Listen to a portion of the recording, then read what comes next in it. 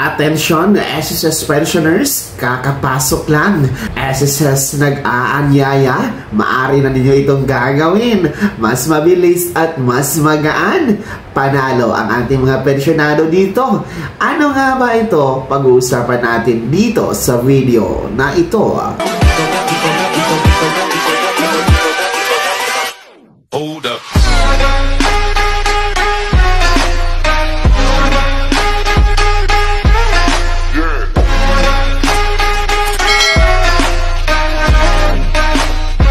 Hello mga ka-vlogs! Welcome dito sa aking YouTube channel. Magandang araw po sa lahat ng mga manonood. Saan po kayong dako sa mundo?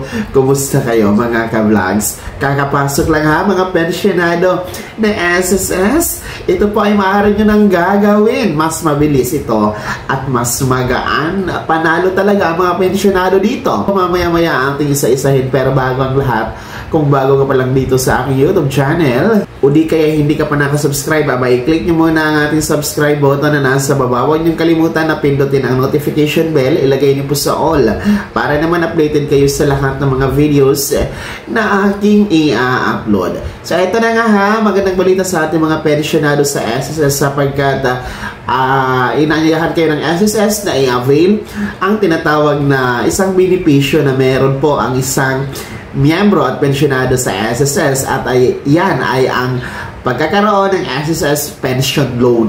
Yes po, para sa ating mga pensyonado, kayo po ay po pwedeng mag-apply at makakuha ng SSS pension loan at ito po ay para sa ating mga retiree na mga pensyonado.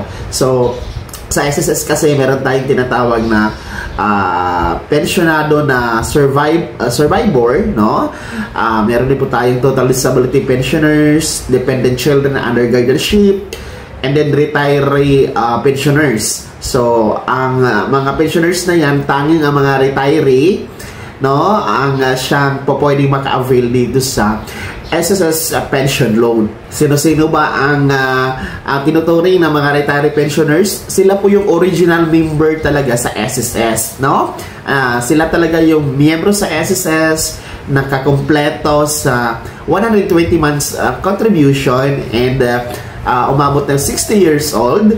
Yun, tinatawag natin yung retiree pensioners. So, tanging sila ang po pwede dito sa pag-apply sa SSS pension loan. Ayun ha, kung kayo ay isang retiree pensioners, basta ang inyong edad po ay hindi lalagpas sa 85 years old, no?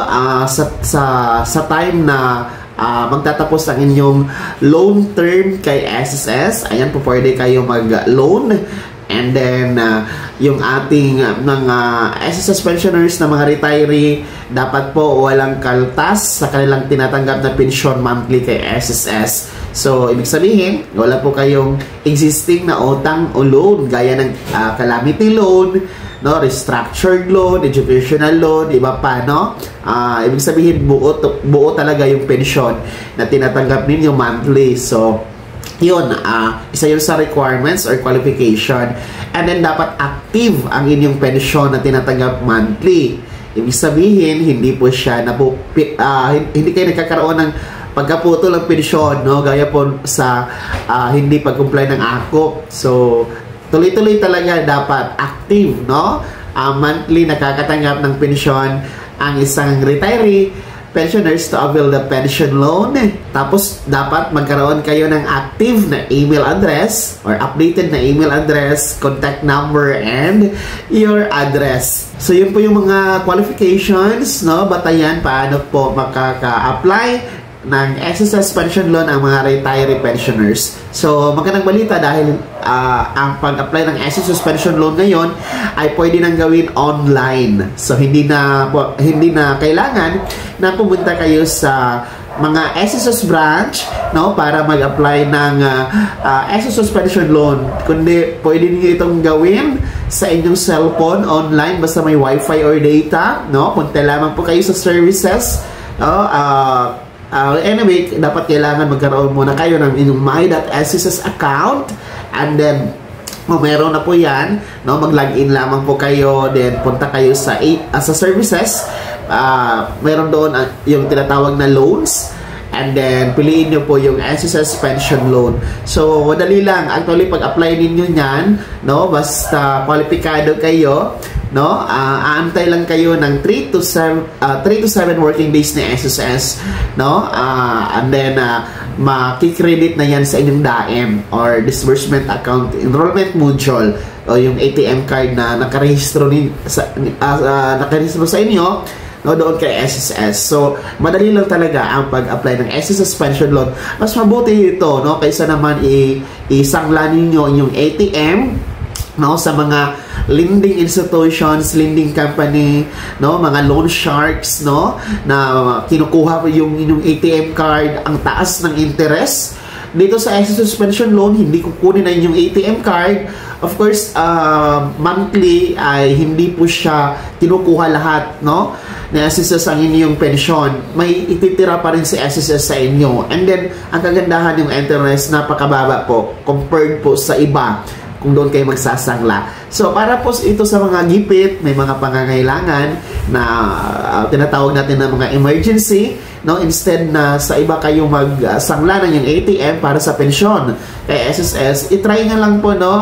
Dito na lang po kayo sa SSS pension loan. Bukod sa safe po ang inyong pension loan, ay nakakatulong pa tayo sa SSS, no, sa pamamagitan po ng pagbabayad ng ating loans kasama ang interest, no. Marami din po ang ating natutulungan, no, na mga SSS members. Kaya naman mga SSS pensioners, sino po ba sa inyo dito ang interesadong mag-apply, no, sa SSS pension loan, at sino po ba sa inyo dito ang try na, no? Kumusta naman po, no, ang inyong experience dito sa SSS pension loan?